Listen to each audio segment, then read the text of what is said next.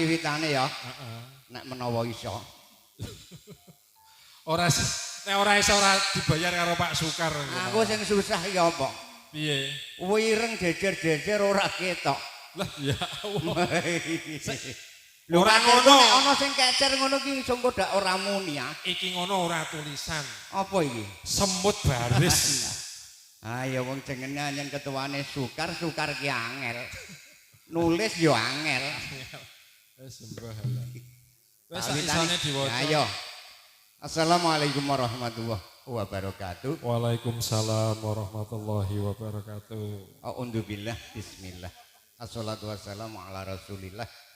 La haula wala quwata illa billah amma ba'da. Sagung para rawuh kakung Sumawana putri bapa saha ibu ingkang dadi hormatan. Para sesepuh bini sepuh haji sepuh ingkang sampun pono ing pamawas saha lebda ing pitutur. Ingkang kula dherekaken sedanten niat lan pangandikanipun. Para pangembating praja satriyaning negara pinuju ngersi wonten ing tlatah Bulung Pangkringan. Ingkang kula dherekaken kula taati sedanten aturan ugi perintahipun. Khususipun ingkang nembe mengko gati panjenenganipun Bapak Parnyo sarimbit Ibu Samini ingkang kula dherekaken lan niat hajatipun dalu punika. Keparengaken kula kekalih badhe nderek nepangaken nami kula. Wondene nami kula Ki Tembem, parangandene kadang kula menika Ki Pentul.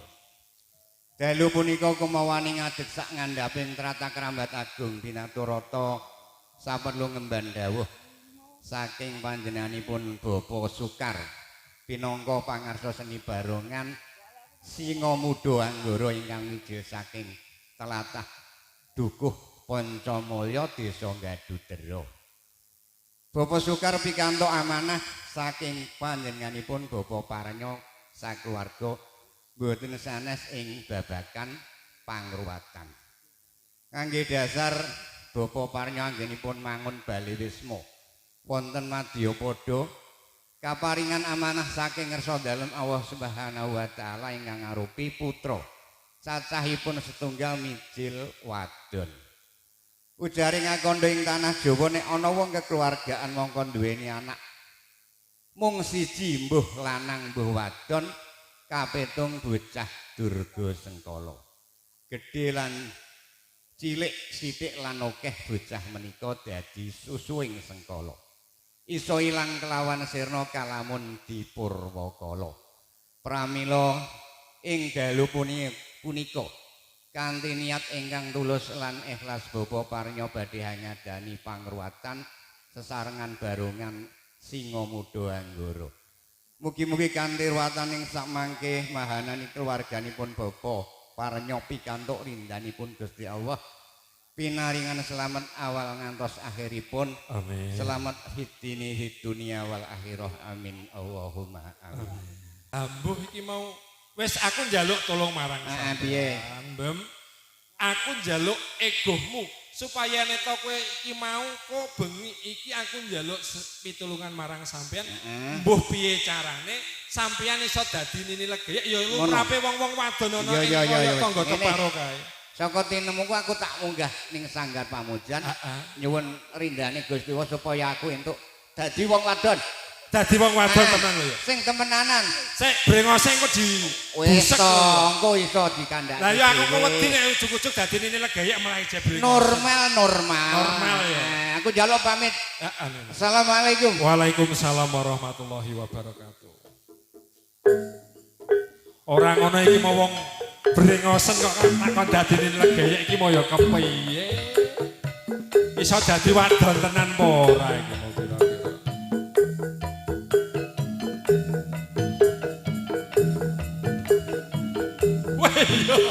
Jebule lho ora ngono lho kok gelis men. Lho, lah wong jenenge ya ndonga kok ya. Lah ya kaya sulapan macri langsung dadi wadon tenan. Nangis sakjroning ati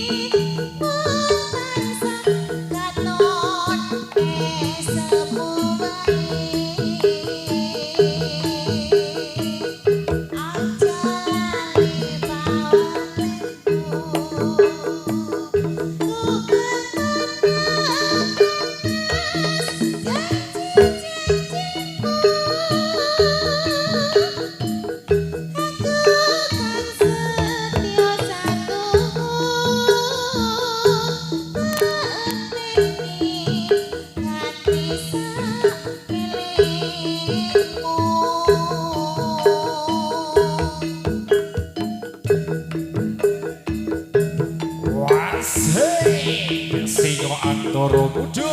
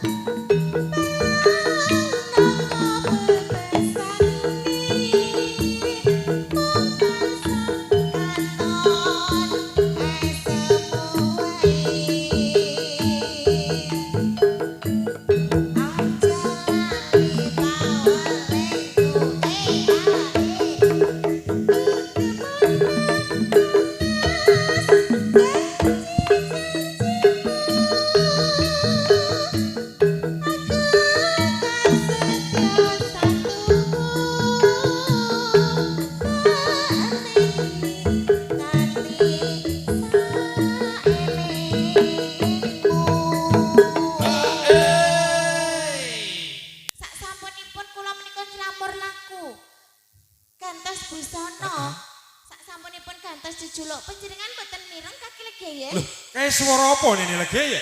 Prenjak tansah ganter-ganter menika kaki legeye. Yen to ana prenjak ganter-ganter kuwi pratandha yen to bakal ana tamu ning tengah-tengah rombong. Leres menika kaki legeye. Coba dienteni sawetara ini legeye. Kaki legeye. Cobi panjenengan pirsani. Ledang-ledang menika wonten kandhang gesang ingkang tamu lho.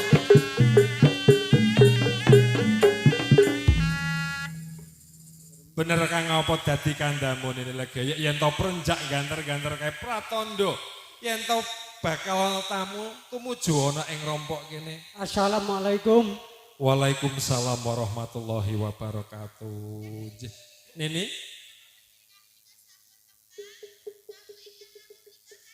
kadose nembe sepisan kula meniki rawuh napa ingkang dados panjenengan tumuju wonten rompok mriki nggih, Bapak? Iki kula badhe tanglet marang panjenengan. Panjenengan menika keparing asma sinten? Terus tumuju wonten ing rompok kula menika wonten kapigaten menapa, Bapak? Nggih, wonten perlu sekedhik nggih. Kula nika Bapak Sukar. Bapak Sukar. Wakile Bapak Parnya nggih. Nggih. Bapak Parnya menika mboten saged matur. Nanging dipun pasrahaken dumateng kula. Nggih. Ture nggadahi putra kan namung setunggal. Lah niku namine napa niku putra setunggal niku? Putri. Putri. Nggih.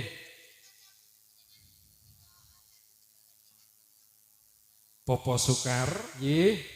anggenipun para winasis, para pinter kala wau yen to sapa wae anak putune Bapak Adam lan Ibu Kowo duweni putra utawa putri siji cacahe inggih menika nggadhahi sukerta bocah ontang-anting nek menika jaler yen to putri jejuluk bocah unting-unting Bapak. Ngoten nggih. Nggih. Kula wau kok disanjangi Bapak Parnya kok ngeten. kula niku nggadahi putra setunggal Bapak Sukar. Nggih. Niku nggadahi klilip kok ngoten sajange. Gadai klilip utawi Sukerto niku wau. Nggih. Nggih. Lah niki ngeten, kula pasrahaken dumateng panjenengan, mangke panjenengan saling ngruwat niku pripun? Nggih. Butuhe kula niku njaluk resik. Bapak Parnya niku lho njaluk resik. Nggih. Supaya putrane niku nggadahi klilip niku saged ical kalis ing sambikala mangke. Amin. Monggo niki kula pasrahaken dhateng panjenengan wajibe jenengan tampi. Nggih, matur nuwun Bapak. Nanging Bapak Sukar Nggih. ing mriki kula kaki legeyek dalahanene legeyek mung titah sawantah jalma manungsa lumrah. Nggih. Ing mriki kula tampi putra saking Bapak Parnya adalah Ibu Jumilah ingkang keparing sesilih inggih menika Nimas Fitriani. Leres nggih. Fitriani nggih. Ing mriki kula mung saged ndedonga mugi-mugi Nimas Fitriani sak mengko sak sampunipun diruwat pun boten dados putra kang nandang Sukerto nanging muga-muga dadosa putri ingkang solehah. Amin. Migunani tumrap nusa bangsa lan agama ugi mituhu kalian tiang sepuh kekalih. Ugi anggenipun bebrayan sak mangke kalian garwa dadosa kulawarga ingkang sakinah mawaddah warahmah. Ngoten nggih Bapak. Nggih. Ing mriki mbok bilih panjenengan kalian rombongan tasih kathah prakaryan wonten dalem. Sumangga kula aturi saged kondur Bapak Sukar. Nek kula niku kondur, lha niki wargane kersane teng mriki. Niki putrane panjenengan dipun tilar mriki. Nggih, kula tilar mriki. Nggih. Panjenengan ampun kuwatir nanging samangke kirang langkung tabuh 11. Nggih. Mangke panjenengan mriki melih insyaallah pangruwatan teng dalu punika sampun rampung. Ngoten nggih Bapak. Matur nuwun nggih. Nggih. Kula tak wangsul rumiyin. Assalamualaikum. Waalaikumsalam warahmatullahi wabarakatuh.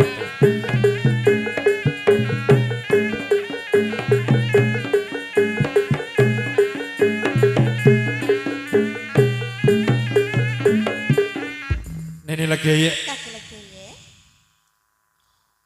ora ana apa-apa ing bengi iki kok ujug-ujug mak bedunduk Bapak Sukar sak rombongan maringke utawa nitipke putra mung sawiji Nggih. kang mijil estri anggenipun para winasis para pinter kala wau sapa wae ento duweni putra siji cacahe mijil putri ya kuwi duweni Sukerto bocah unting-unting. Unting-unting. Ing mriki mau wis dipasrahke marang kowe lan aku. Nggih. Nanging mangerti ya Nini legeye. Pripun kaki legeye? Yen to bocah iki mau mung bocah titipan.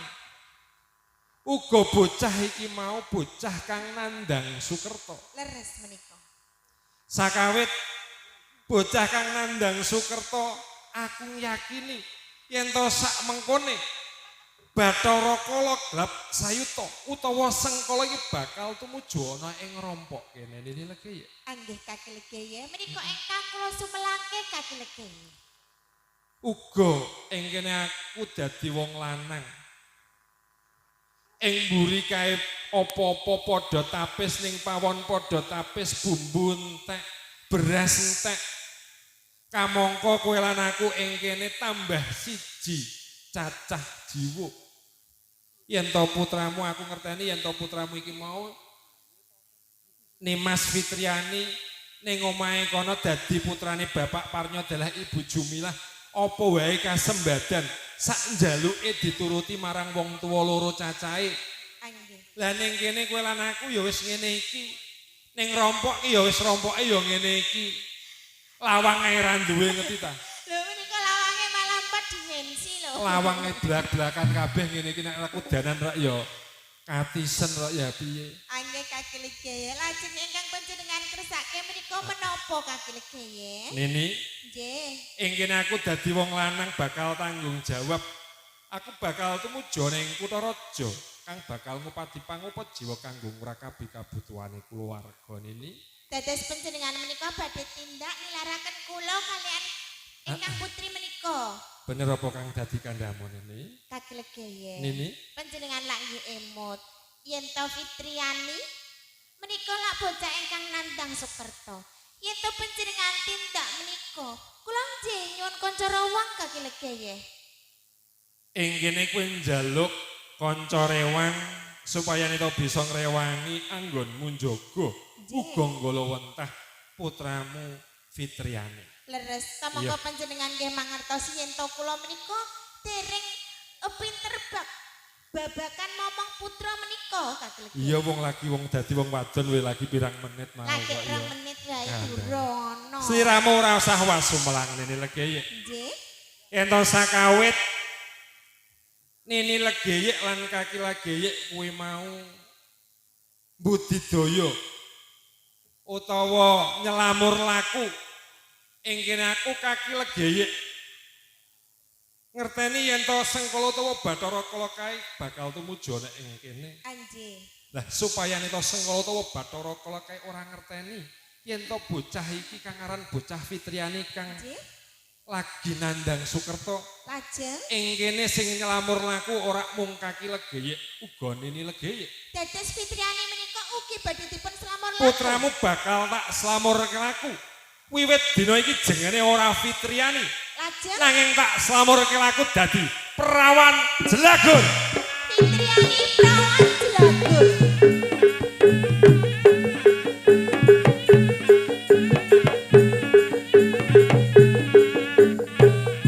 Fitriani Prawan Jelagur mergo saikine awakmu dadi putrane Kaki Legeye lan Nini Legeye wis digulawentah marang Kaki Legeye uga Nini Legeye. Jenengmu saikine Prawan Jelagur. Perawan Yen mengkone ana sapa wae sing nyeluk awakmu kuwi Prawan Jelagur, kudune ora ketang sepisan kowe kudu semaur ya, Nok.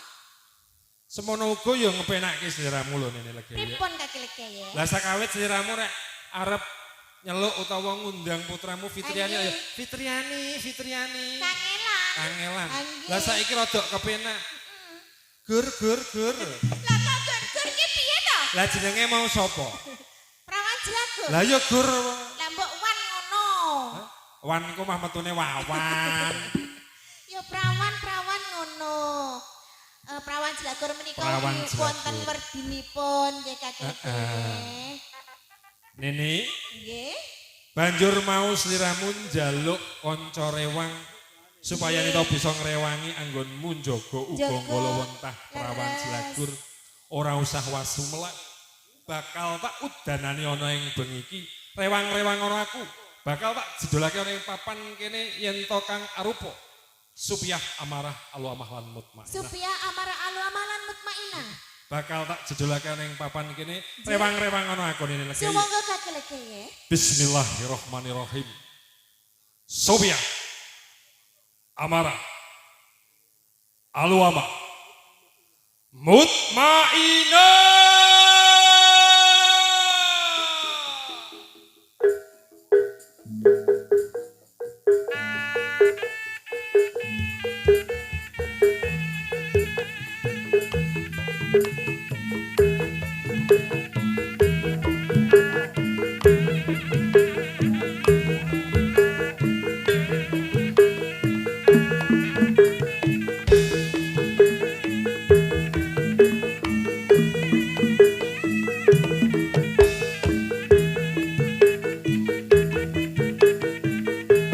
Tak jaluk marang sliramu ngejluk lemah kaping 3 Kaki Legeye kang bakal tumuju ana ing kene Legeye. Ngestakaken dawuh Kaki Legeye, kula bakal mirengaken emot menapa ingkang panjenengan pesenke kalian kula Kaki Ing Legeye. kene Kaki Legeye arep pamit ana ing kutha raja Nini. Anggih ngatos-atos Kaki Legeye. Semono sliramu sing ati. Bunda, kowe nek kene kudune ngewangi-wangi Kaki Legeye.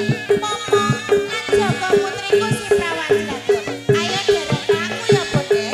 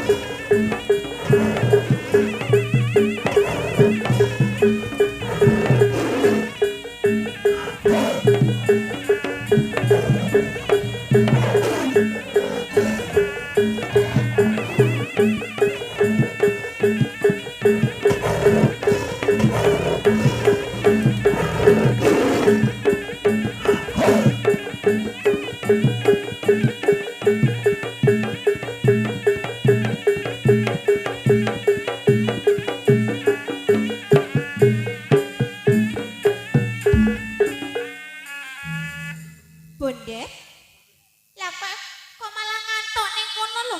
Tamengko kowe nek ya sekelingan. Yen to kowe iki kudune jaga putriku si Prawan Jragur. Uga iki sedulurmu papat ki kok ora ana katon ning gone papan panggonan kene. Coba golek ana.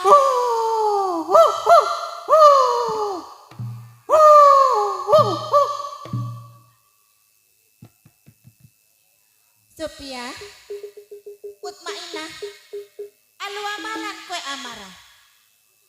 Anggonmu padha njaga pojok papat iku mau kepiye?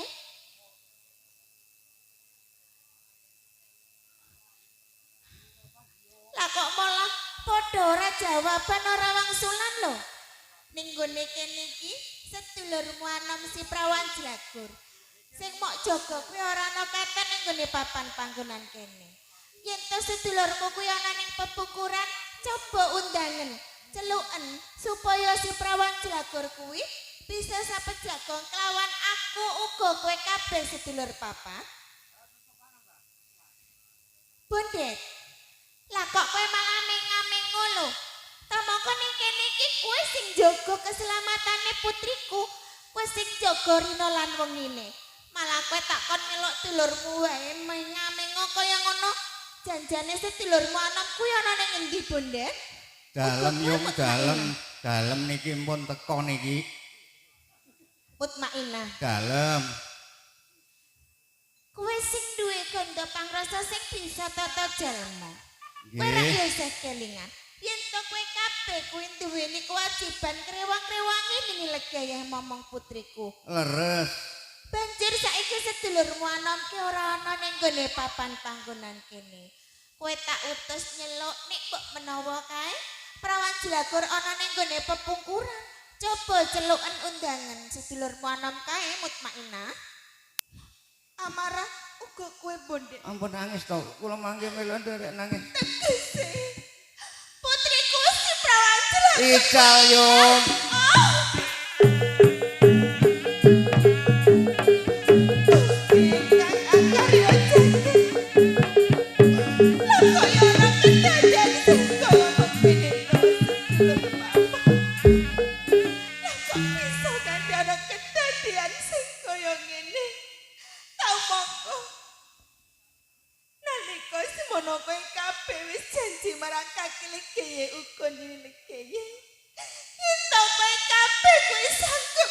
Keselamatan putriku si Prawan Jragur.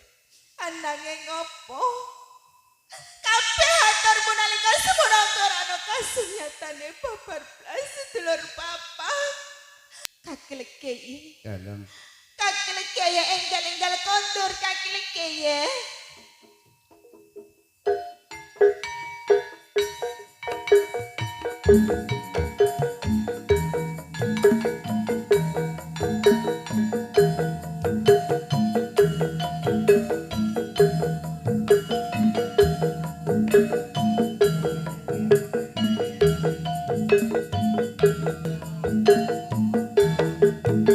Aku bali ini lagi. Kakelegei. Aku bali ana ing rompok kene kok malah sliramu tawang-tawang tangis koyok mangkene iki. Kakelegei. Nini, Saderengipun kula matur nyuwun agunging pangapunten Kakelegei. Mbok menawi samangkene atur kula menika dadosaken kujuwaning penggalih jenengan Kakelegei. cukup. Cukup Nini lagi. Uga sakwise aku tumuju ning tengah-tengah rompok amarah alwamah supiyah mutmainah lan bundit uga padha tawang-tawang tangis ing tengah-tengah kene uga padha bosah basah padha pating sengkrah nini legeye Kaki legeye. coba matur marang kaki legeye ana kadadean utawa ana kahanan apa kang bisa gawe sliramu kabeh padha tawang tangis kang kaya mangkene nini Kaki legeye. nini Kula nyuwun pangapunten yen to kula menika dereng saged dados ibu ingkang sampurna kaki legeye. nini legeye Panjenengan sampun masrahaken prawan Jlagur dhateng kula kalan sedulur papat. bener Ananging kasunyatan menika boten kados ingkang kula lan panjenengan kersake kaki legeye. nini legeye aja muni kang kaya mangkono Kaki legeye. ing kene kowe bandaku kowe donyaku uga kowe bojoku nini legeye Kaki legeye. yen to aku nyawang slimalamu kang kaya mangkene babar pisan aku ra bisa nini coba maturu marang kaki legeye kang kanthi walka suka nini uga sak tengah-tengah ing kene aku ora ngerteni ning ndi papan padunungane putraku bocah prawan Jlagur Menika ingkang badhe kula aturaken kaki legeye. ning ndi prawan Jlagur nini Prawan Jlagur sameneika aneh. prawan Jlagur ilang Kaki legeye. Kula ingkang lepat kaki legeye. nini legeye sak kawit aku wis meling marang sliramu yen to putramu bocah prawan Jlagur kae bocah titipan Kaki legeye. yen to sak mengkone wong tuane tumuju ana ing rompok kene kepengin ngerti nding ndi putrane bakal apa sing tak aturake marang bapa lan biyunge nini legeye Kaki legeye kula ingkang lepat kaki legeye. uga sakawit aku uga wis meling marang sliramu yen to putramu kae bocah kang nandhang Sukerta anggonmu njaga uga nggolowentah putramu kudu sing ati-ati nanging kasunyatane nini legeye ing kene sliramu cidra ing janji uga sliramu babar pisan ora bisa tak percaya nini legeye Kaki legeye. nini Panjenengan menapa mboten emut?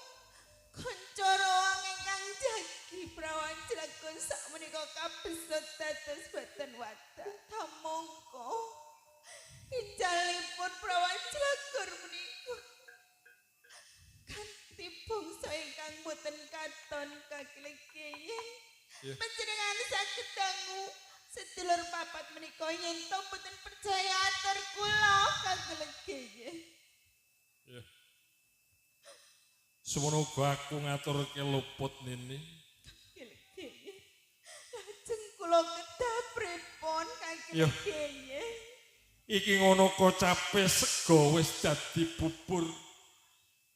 Arep digawe kepiye meneh wis ora bakal bisa dadi sego meneh nini. Kaki legeye. Ing aku ora bisa nyawang sliramu kang tawang tangis kaya mangkene. Yo. Yo nini legeye. Kula kedah pripun kaki legeye. Ing kene aku kaki legeye kang bakal gawe iku. Supaya neto putramu bocah prawan Jlagur bisa tumuju ning papan padunungan kene kanthi slamet nini. Nanging sing tak jaluk marang sliramu rewang-rewang ana kaki legeye ndedonga njejaluk marang Gusti kang akarya jagat. Nini Kaki legeye. coba kono kowe ana ing pungkuran ndedonga njejaluk marang Gusti kang akarya jagat supaya neto putramu bocah prawan Jlagur tumuju ning papan padunungan kene kanthi slamet nini legeye. Stoaken Iya. Dek. Kula bakal wonten sanggar pamujan. Kula bakal nyuwun memuji. Mugi-mugi lelampahan niku enggal-enggal karampungan lan prawan Jlagur saged dipun ketemuke malih Kaki Legi. Muga-muga apa kang dadi dongamu bisa kasembatan ana ing bengi kene niki. Kula nyuwun pamit Kaki Legi ya.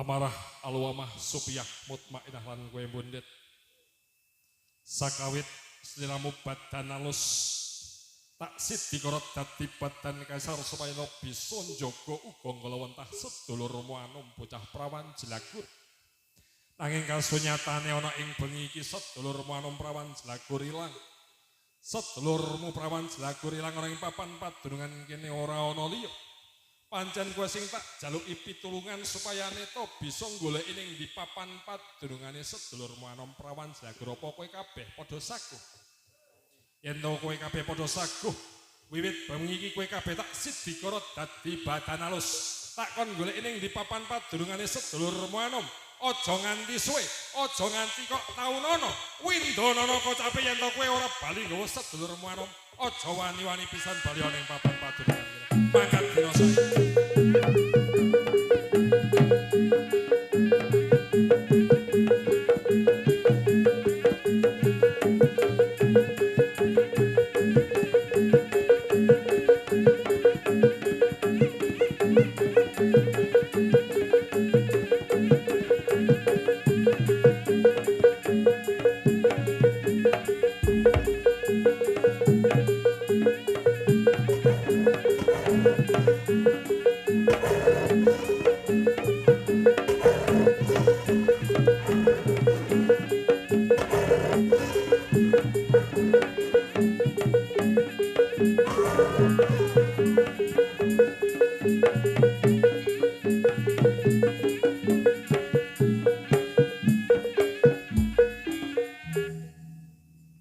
Pancen bener yen to putraku bocah prawan Jlagur ku bisa dadi tegah wangsana nanging mangerti putraku bocah prawan Jlagur kewas karuan coba sawangen pojok omah pamatke padha pating gandul janur kuning uga lawe menang bangora ing sepekarangane omah kae pratandha yen to prawan Jlagur kewes karuan kenapa kok kowe wani-wani tumuju ning rompok kene Bathara Kala gelap saiki? Lega ya. Ngendikamu ngarep nganti rampung. Sansaya tupiya aku marangku. Jujur marang aku sapa satemene kuwi ya gini. Kowe wani ngomong yen jenengmu kuwi lega ya. Ayo jujur marang aku sapa satemene kuwi. Yen to pancen sliramu kepengin ngerteni sapa to sejatine aku sing ning ngarepanmu. Bathara Kala gelap saiki. Coba sawangen. Kowe kena lali marang aku nanging aja nganti lali marang swara. Sing nang ngarepanmu ki lali yo. Ya aku kang aran Pendul hai Bathara Kala gelap saiki.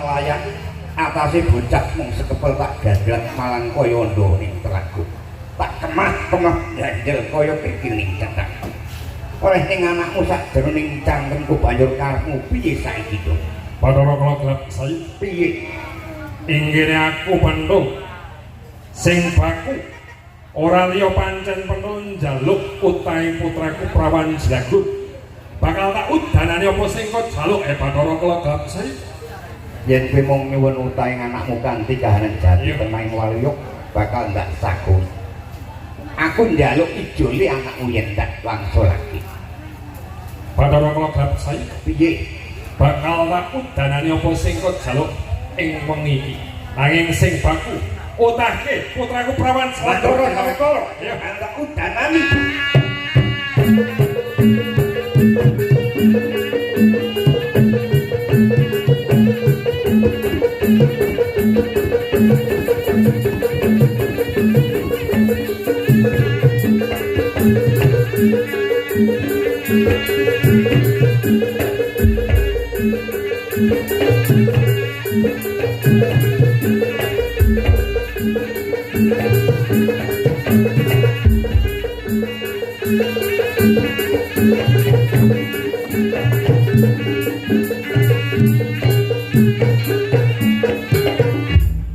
Ini lagi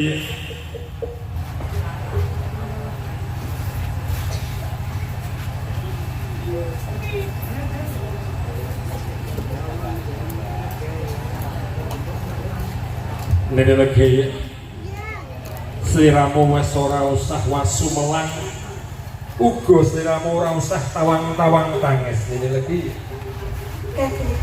coba niki sawangen sapa ana ing pungkur kowe ngene lagi Lho, perawan jelagur. perawan jelagur nene lagi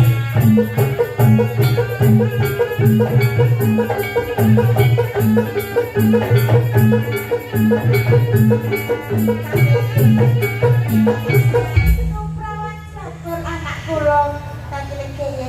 bener apa kang dadi kandamu iki Anjir panjenengan mriko nemu angin wonten pundi to tadi legeye? anggonmu ndedonga njaluk marang Gusti Kang Akarya jagat kasembat dan ana ing bumi ora ana liya sing gandlang putramu perawan jelagur yo kewan kang gedhe kae kang arupa Bathara Kala Gelap Sayuta. Betara kala gelap Iya. sayuta ananging panjenengan saged menang kalian Betara kala gelap sayuta menika lajeng perawan jelagur dipun wangsulake dhateng panjenengan. Bener apa kang dadi kandamu iki coba ana ing putramu apa urusanku marang kewan kang gedhe iki durung rampung Nggih tadi legeye.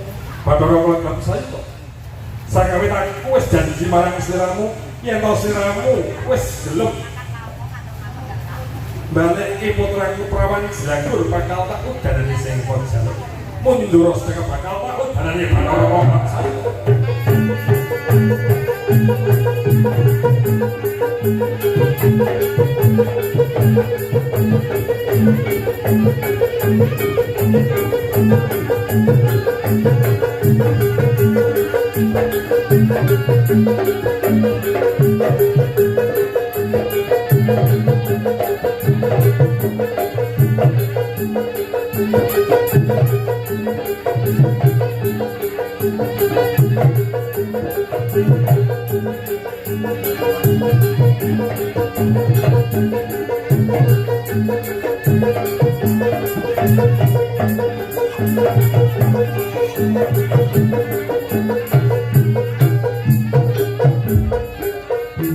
Bathara Kala Gelap Sayuta Dipati Penduk. aku ngaturke matur nuwun marang sliramu yen to sliramu wis gelem balike putraku perawan jelagur kanthi slamet ana ing wengi iki. Nanging ing kene aku durung marep yen to sliramu durung janji-janji marang warga masyarakat bulung kene uga saking keluarga kang Bapa Suparjo. Yen to sliramu ora bakal wani tumuju ing rombong kene Bathara Kala Gelap Sayuta. Yo, aku go nilakno gedhening panalimaku rek. Kowe wis maring ngono sing janji karepku. Dara kala bakal janji wis ora wani-wani ngecak karse Bawa Kanyok. Apa meneh ganggu gawe marang keluarga. Begitu wis dadi seksine. Seko kiblat 10 kabeh kaulaku lan ndak parengake ganggu gawe marang keluargane Bawa Kanyok. Kaya mengkono janjine Bathara Kala. Yen to sliramu wis janji kaya mangkono sakjroning atiku wis langsung sakjroning atiku wis marang Bathara Kala langsung kaya ing kene aku kang bakal maringi sliramu papan padungan coba iki ku sliramu layu kidul kula ros juga bakal dadi omben-ombenanmu para bali Mas kang bakal dadi pitu Bathara Kala Gelap Sayuta mangkota dina saiki ayo jangan kawanan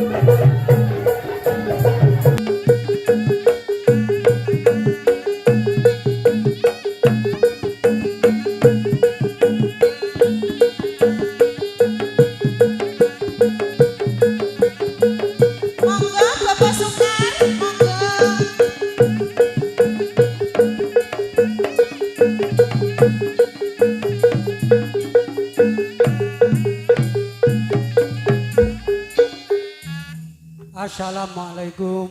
Waalaikumsalam warahmatullahi wabarakatuh. Kula wau nembe king pungkuran nggih. Nggih. Mboten mireng. Nggih. Kula mriki niku diutus dening Bapak Parnya. Nggih. Putrane wau kan dititipake jenengan nggih. Lah niku panjenengan sampun lampahi napa dereng? Nggih.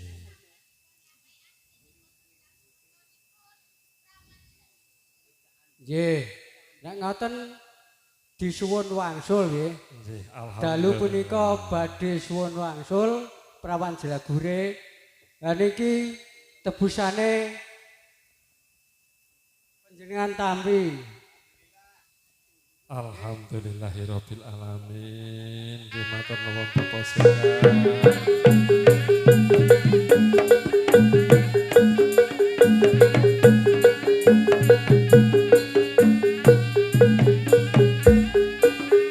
Bapak Sukar dalah nene legeye sakawit putra niki wau kula slamurake laku dados prawan Jelagur. Nggih. Amargi pangruwatan ing dalu punika sampun rampung lan alhamdulillah putra panjenengan mangke sampun saged dijak kondur niki asmane kula baliki melih sakawit dados Fitriani. Ngoten Nggih, nggih. nggih. Niki Matur ibu nuwun, nggih. panjenengan saged tampi putra panjenengan nggih. Nanging sakderengipun panjenengan Dari kondur Kupat. nggih saged dipun ujuli kupat luaripun supados napa ingkang dados unek-unek panjenengan sampun lukar ing dinten menika. Bismillahirrahmanirrahim. Allahu akbar, Allahu Allahu akbar. akbar. Allahu akbar. Allahu Akbar.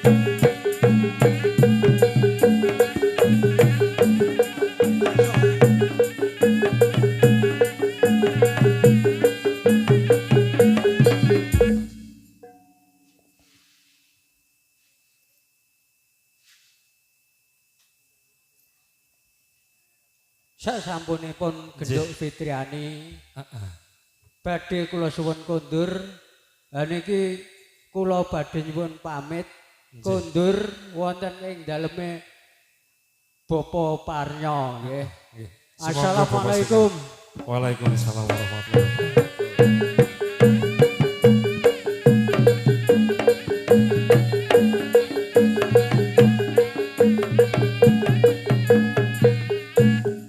Nini legeye Kaki legeye. uga ana syarat sarana kang arupa godhong-godhongan. Angge menika kok wonten godhong alang-alang apa? Godhong Pak? alang-alang Godhong suwo. menika? Muga-muga anggone bebrayan Bapak Suparnya sakulawarga ora ana alang-alangan. Amin. Uga godhong apa-apa wis ora ana rubeda apa-apa. Amin. Uga ana godhong kuweh anggene gadah damel Bapak Suparnya dalah ibu dipun luweh lebahake ora ana sing kurang nene legi ya. Supayane bisa lukar tibak kaleng Siti Bantala. Bismillahirrahmanirrahim. Allahu akbar.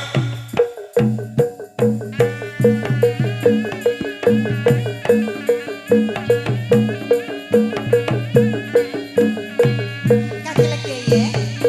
Nini Menika kok beda pasok kalian kakek menika janjane mengko werdi menapa to kaki legeye? paso kekep utawa kang arani kendil ngene iki mau. Nggih.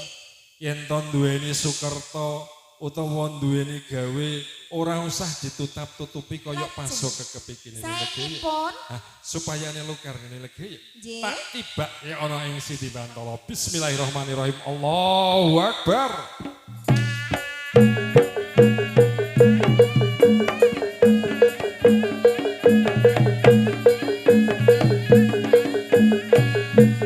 Kaki legeye.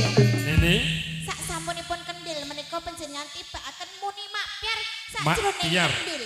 semono uga penggalih Bapak Suparnya adalah Ibu Jumilah. Nggih. Bengi iki wis makpiar, wis lega atine. Nggih. Uga sakjroning kendil kaya ana kewan loro cacahe. Nggih werdine.